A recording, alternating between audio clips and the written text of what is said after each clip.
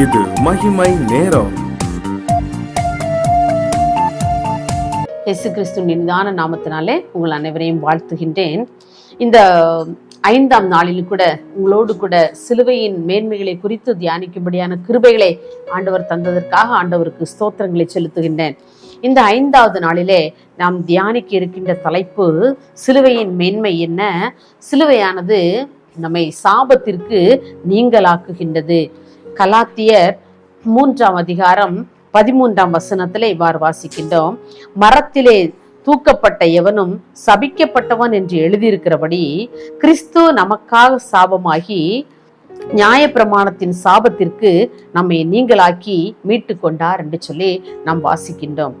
பாருங்க, சிலருடைய வாழ்க்கையிலே மிகவும் வேதனைப்பட்டு நோய்வாய்ப்பட்டு மிகுந்த தொல்லைகளை அனுபவிக்கின்ற மக்கள்கிட்ட நாம் பேசணும்னு சொன்னா அவங்க சொல்லுவாங்க, எங்க குடும்பத்திற்கு அல்லது எங்களுடைய தனிப்பட்ட வாழ்க்கைக்கு யாரோ ஏதோ பண்ணிட்டாங்க, அல்லது ஏதோ ஒரு சாபம் எங்களை தொடர்ந்து வருகிறது, எங்களுடைய முன்னோரின் சாபமா என்று சொல்லி எங்களுக்கு தெரியவில்லை, நாங்க ரொம்ப கஷ்டப்படுறோம், ரொம்ப வியாதிப்படுகிறோம், ரொம்ப வேதனைகளை அனுபவிக்கிறோம். இப்படிப்பட்ட காரணங்களை சொல்றதை நம்ம நிறைய பேர் கேட்டிருப்போம்ல. என்ன காரணம்னே தெரியல, நாங்க ஆண்டோடைய ஆலயத்திற்கு செல்கிறோம், ஆனா எங்களுடைய வாழ்க்கையில எங்களுடைய குடும்பத்தை தொடர்ந்து வருகின்ற இந்த சாபத்தை என்னால் மேற்கொள்ள முடியவில்லை என்று சொல்கிற காரியங்களை நாம் குறித்து நாம் கேள்விப்பட்டிருக்கின்றோம்.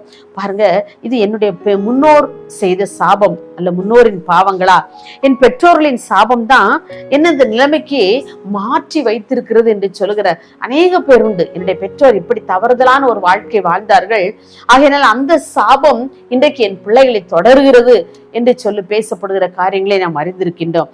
இப்படிப்பட்டதான சாபங்கள் நாம் இதையெல்லாம் நம்பவே கூடாது நிச்சயமாக. ஏனென்று சொன்னால் நமக்காக இந்த நம்முடைய சாபங்களை எல்லாம் முறித்தெறியவே அவர் கல்வாரி சிலுவையை தெரிந்து கொண்டார். மரத்திலே தூக்கப்பட்ட எவனும் சபிக்கப்பட்டவன் தான். ஆனா அவர் நியாயப்பிரமாணத்தின் இந்த நியாயப்பிரமாணத்தின் எல்லாவற்றுக்கும் சாபத்திற்கு நம்மை அவர் நீங்களாக்கி நம்மை மீட்டு கொண்டார். எதன் மூலமாக? அந்த கல்வாரி சிலுவையின் மூலமாக. பாருங்க, அதன் மூலமாகத்தான் அந்த நம்முடைய சாபங்கள் எல்லாவற்றையும் அவர் முறித்தெறிக்கவே அந்த கல்வாரி சிலுவையை அவர் தெரிந்து கொண்டார். அதிலேதான் நம்முடைய சாபங்கள் எல்லாம் தொலைக்கப்பட்டு போனது. இதை நாம் விசுவாசிக்க வேண்டும். ஆண்டவர் என்னுடைய துக்கத்தை சுமந்தார், என்னுடைய பாவத்தை சுமந்தார், என்னுடைய ரோகத்தை சுமந்தார் என்றால என்னுடைய சாபத்தையும் அவர் சேர்த்து அந்த கல்வாரி சிலுவையிலே அவர் தொலைத்து போட்டு விட்டார். ஆகவே எனக்கு அந்த சாபம், என்னுடைய குடும்பத்திற்கு, என்னுடைய பரம்பரைக்கு அவர்கள் ஏதோ செய்து விட்டார்கள் என்று சொல்லுகிற வார்த்தைகளை நாம் ஒழித்து விட்டு எல்லா சாபங்களையும் அவர் எனக்காக அந்த கல்வாரி சிலுவையிலே ஏறி எல்லா சாபங்களையும் அவர் எனக்கு நன்மையாக அவர் மாற்றி தருவார் என்கிற நம்பிக்கை, ஒரு விசுவாசம் நம்மளிடையே துளிர் விடுமானால் இந்த லெந்து நாட்களிலே நாம் அவற்றை நாம் நிச்சயமாக நாம் நம்முடைய வாயினால் அறிக்கை செய்ய வேண்டும். ஆண்டவர் இந்த வாழ்க்கையிலே குடும்பத்தில் ஏற்பட்ட சாபங்கள், தீரா வியாதிகள், நோய்கள், பாடுகள், பிரச்சனைகள், கண்ணீர்கள் எல்லாவற்றிலும் எல்லா சாபங்களிலிருந்தும் ஆண்டவர் நம்மை மீட்டுக் கொள்ளவே அன்றைக்கு அந்த கல்வாரி சிலுவையிலே தன்னுடைய ஜீவனை கொடுத்தார். பாருங்க, இன்றைக்கும் கூட நாம் அந்த நம்முடைய வேதாகமத்திலே வாசிக்கும் போது அன்றைக்கு வனாந்திரத்திலே இஸ்ரவேல் மக்கள் பாவம் செய்ததுனாலே சர்ப்பங்களின் மூலமாக ஆண்டவர் அவர்களுக்கு அந்த மனிதர்களுடைய உயிர்களை, அநேகருடைய உயிர் அந்த சர்ப்பத்தினாலே போய்விட்டது இல்லையா? அப்போ மோசே ஆண்டவரிடத்திலே போய் நிற்கிறார். ஆண்டவர் சொல்றார், நீ ஒரு வெண்கல சர்ப்பத்தை செய்து அதை தூக்கி வை, உயரத்திலே வை, அதை எவெல்லாம் நோக்கி பார்க்கிறானோ அவன் அந்த சர்ப்பம் கடித்திருந்தாலும் கூட அவன் பிழைத்துக் கொள்வான் என்று சொல்லி. பாருங்க, அவை நோக்கி பார்க்க வேண்டும். உயரத்திலே தூக்கப்பட்ட அந்த சர்ப்பத்தை நாம் நோக்கி பார்த்தால் பிழைத்துக் கொள்ளலாம் என்று சொல்லி அன்றைக்கு மோசேக்கு சொல்லி அனுப்பினார்.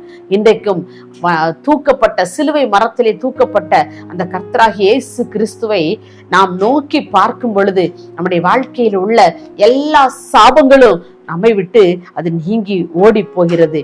அப்படியே இன்றைக்கு நம்முடைய வாழ்க்கையில் நம்ம யோசித்து பார்ப்போம். நம்மிடத்தில் உள்ள உலக கவலைகள், நம்முடைய துன்பங்கள், நம்முடைய துயரங்கள், நம்முடைய வேதனை அடைந்து காணப்பட்டாலும் கூட அந்த கல்வாரி சிலுவையினை நாம் நோக்கும் போது நம்ம சொல்றோம், அநேக வேளைகளிலே என்னுடைய வாழ்க்கையில இப்படிப்பட்ட சாபங்கள் என்னை தொடர்ந்து பிடித்து கொண்டே வருகிறது, பாவங்கள் என்னை தொடர்ந்து பிடித்து கொண்டே வருகிறது, என்னுடைய குடும்பத்திற்கு யாரோ ஏதோ செய்து விட்டார்கள், ஆகையினாலே என்னுடைய குடும்பத்திலே இப்படிப்பட்ட சாபங்கள் என்னை தொடர்ந்து பற்றி கொண்டு வருகிறது என்று சொல்லி நான் நினைத்தாலும் கூட, நாம் ஆண்டவரண்டை அந்த கல்வாரி சிலுவை நாம் நோக்கி பார்க்கும் பொழுது அந்த சாபங்கள் எல்லாவற்றையும் ஆண்டவர் தீர்த்து போட அவர் வல்லவராக இருக்கின்றார். அதான் ஒரு பாடல் அருமையாக சொல்லுகிறது, பாவ சாபங்கள் தீரா வியாதிகள் பல தோல்விகள் உந்தன் வாழ்க்கையில் கண்டு நீ மனம் கலங்குவதே, கர்த்தரே சுவண்டை ஓடிவா, கர்த்தரே சுவண்டை ஓடிவா. பாருங்க, பாவம் சாபம் தீரா நோய்கள் எல்லாவற்றிற்கும் ஒரு அருமருந்து, ஒரு ஔஷதம் அந்த கல்வாரி சிலுவை தான். இன்னைக்கு நாம் ஆண்டவரிடத்திலே சொல்லுவோம், ஆண்டவரே என்னுடைய குடும்பத்தில் உள்ள இந்த சாபங்கள், இந்த பாவங்கள், இந்த ரோகங்கள் எல்லாவற்றையும் நீங்க சிலுவையில 2000 வருஷத்துக்கு முன்னதாகவே எல்லாவற்றையும் மாற்றி போட்டீங்களே, இன்னைக்கு என்னுடைய குடும்பத்தில் இருக்கிற இந்த சாபங்கள் எல்லாம் நீங்க மாற்றி போடுங்க என்று சொல்லி நாம் ஆண்டவரிடத்திலே கேட்போம். இந்த நிகழ்ச்சியை பார்த்து இதை கேட்டுக்கொண்டு இருக்கிற உங்களுடைய குடும்பங்களிலே, உங்களுடைய தனிப்பட்ட வாழ்க்கையிலே இப்படிப்பட்ட சாபத்திற்கு தள்ளப்பட்டு இனி வாழவே முடியாது, என்னுடைய வாழ்க்கை அழிவுதான் என்னுடைய குடும்பத்திற்கு நேர்ந்த கதி என்று சொல்லி ஒருவேளை நீங்கள் சிந்தித்துக் கொண்டிருக்கலாம். இல்லை, நாம் கவலையை விட்டுவிட்டு அவருடைய சமூகத்திலே, ஆண்டவரே உம்முடைய கல்வாரி சிலுவையே நான் நோக்குகின்றேன், ஆண்டவரே என்னுடைய வாழ்க்கையில் உள்ள சாபங்கள் எல்லாவற்றையும் என்னை விட்டு எடுத்து போடும் என்று சொல்லி நாம் அவருடைய கரத்திலே நாம் ஜெபிக்கும் பொழுது நிச்சயமாகவே ஆண்டவர் நம்முடைய கவலைகள், நம்முடைய கஷ்டங்கள், தீரா வியாதிகள், பாவங்கள், சாபங்கள், ரோகங்கள் எல்லாவற்றையும் நம்மை விட்டு அவர் அகற்றி போட வல்லவராக இருக்கின்றார். அப்படிப்பட்ட கிருபைகளை தருவதற்காக நாம் ஒரு நிமிடம் ஜெபிப்போம். மகா இரக்கமும் கிருபையும் நிறைந்த எங்கள் அன்புள்ள இயேசுவே, ஆண்டவரே இந்த 5ஆம் நாளின் காலை வேளைக்காக உமக்கு நன்றி செலுத்துறோம்ப்பா. ஆண்டவரே இந்த 5ஆம் நாளில் கூட நீர் சிலுவையின் மேன்மைகளை குறித்து தியானிக்கும்படியான கிருபை தந்தீரப்பா. ஆண்டவரே அந்த கல்வாரி சிலுவையிலே எங்களுடைய சாபங்கள் எல்லாம் எங்களை விட்டு தொலைத்து போடும்படியாக நீர் கல்வாரி சிலுவையிலே ஏறினீரப்பா. அதற்காக உமக்கு நன்றி செலுத்துகிறோம் ஆண்டவரே. அந்த கல்வாரி சிலுவையிலே எங்களுடைய சாபங்களுக்காக நீர் 2000 ஆண்டுகளுக்கு முன்பதாக அந்த கல்வாரி சிலுவையிலே உண்மையே பலியாக ஒப்பு கொடுத்தீரையா. ஆண்டவரே இன்றைக்கும் ஆண்டவரே என்னுடைய குடும்பத்திலே என்னுடைய அப்பா, என்னுடைய முன்னோர்கள் செய்த பாவம் சாபங்கள் எல்லாம் இன்று வரைக்கும் என்னை தொடர்ந்து பிடித்து கொண்டே இருக்கிறதே, இதற்கு என்ன வழி என்று சொல்லி கலங்கி நிற்கின்ற ஒவ்வொரு குடும்பத்தின் பிள்ளைகளுக்கும் தனிப்பட்ட வாழ்க்கையிலும் கர்த்தர் நீர் பிரவேசித்து ஆண்டவரே அவர்கள் அந்த கல்வாரி சிலுவையை நோக்கி பார்க்கும்படியான உணர்வை கர்த்தர் கொடுக்கும்படியா ஜெபிக்கிறோம். அந்த கல்வாரி சிலுவையானது எல்லா சாபங்களையும் நீக்கி போட ஆண்டவரே வல்லமை உள்ளதா இருக்கிறதற்காக உமக்கு நாங்கள் நன்றி செலுத்துறோம். அப்படியே நீ பிள்ளைகளுடைய வாழ்க்கையிலே எல்லா சாபங்களையும் மாற்றி போட்டதற்காக உமக்கு ஸ்தோத்திரம். இயேசுவின் நாமத்திலே தாழ்மையை கேட்கிறோம் பிதாவே, ஆமென்.